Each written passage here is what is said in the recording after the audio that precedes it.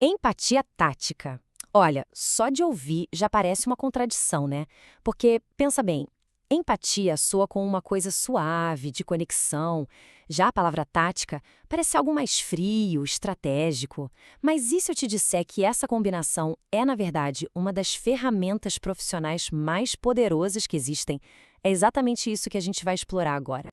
E para começar, vamos direto àquela pergunta que muita gente tem na cabeça. Empatia é uma fraqueza no mundo profissional? Sabe aquela ideia de que ser bonzinho demais pode ser um problema, uma vulnerabilidade? Pois é, a gente vai desafiar exatamente essa percepção. E aqui está a grande virada de chave.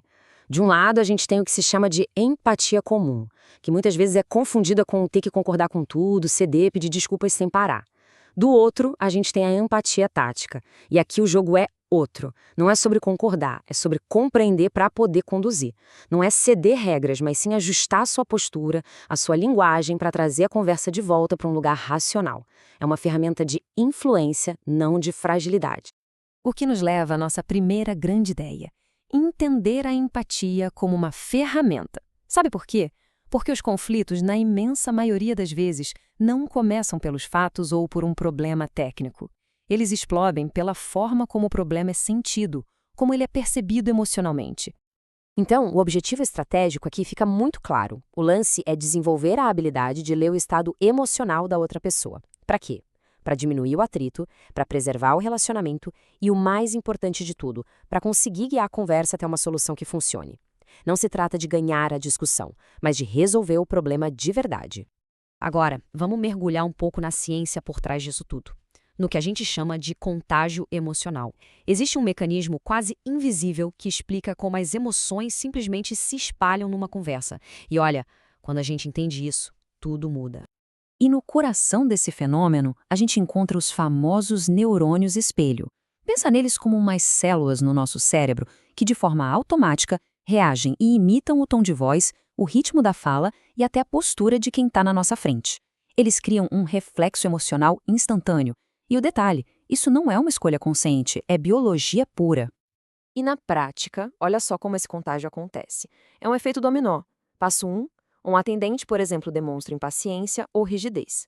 Passo 2, o cérebro da outra pessoa, por causa dos neurônios espelho, reflete esse estado na hora. E o passo 3, que é a consequência, é a resposta: ansiedade, irritação ou até agressividade. A tensão não surge do nada, ela é construída, muitas vezes sem que a gente nem perceba. O que nos leva a esta ideia que é simplesmente fundamental. Uma pessoa não reage só ao problema em si. Ela reage principalmente ao estado emocional que ela percebe do outro lado. Isso significa que a forma como a gente se comunica é tão importante quanto o conteúdo, às vezes até mais. Ok, então como a gente navega por esse campo minado emocional? Existe um mapa. A gente chama de curva de hostilidade. Ela nos dá um modelo bem previsível de como uma conversa tensa se desenvolve.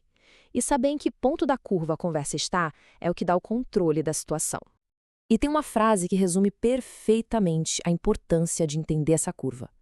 Um cliente que não se sente ouvido não consegue ouvir a sua solução. Tentar jogar uma solução lógica para alguém que está no auge da emoção é como gritar contra o vento. A informação simplesmente não chega, não funciona. Então, como é que essa curva se desenrola na prática? Basicamente, toda conversa tensa passa por 3 estágios bem previsíveis. Tudo começa com a tensão inicial, quando o problema aparece. Depois, a coisa escala até o pico emocional, que é aquele momento de máxima frustração. E só depois que essa emoção baixa é que surge a abertura para as soluções.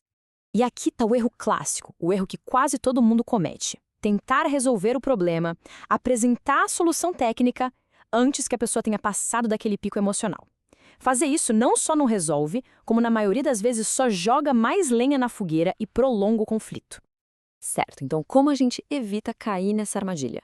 É aqui que entra a ideia de ouvir para controlar.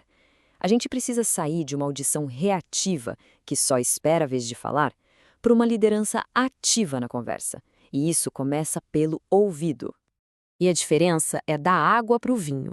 De um lado, tem a escuta reativa, que só gera mais conflito. É quando a gente só ouve pensando na resposta, em como corrigir o outro ou em como se justificar. Do outro, a escuta ativa, que gera controle. É ouvir para entender de verdade qual é o problema real, qual é a expectativa e qual é o impacto que isso está causando na vida daquela pessoa. E quais são as ferramentas práticas para isso? São 3, bem simples, mas muito poderosas. Primeiro, o silêncio estratégico, dá espaço para outra pessoa falar tudo. Segundo, a validação, que não é concordar, mas é dizer eu entendo por que você se sente assim. E terceiro, a reformulação, que é repetir com as suas palavras o que você entendeu para garantir que todo mundo está na mesma página. No fim das contas, a conclusão é inevitável. Quem escuta bem, lidera a conversa. Escutar deixa de ser um ato passivo e se torna uma ação estratégica, uma forma de guiar a interação para onde ela precisa ir. Agora, vamos falar de um princípio da psicologia que é, sinceramente, fascinante. A primeira e a última palavra. Aqui, a gente entende como usar o funcionamento da nossa própria memória para moldar a lembrança de uma interação inteira.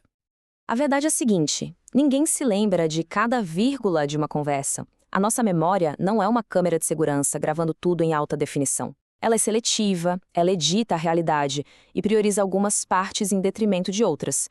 E no que a nossa memória foca? Principalmente em 2 coisas.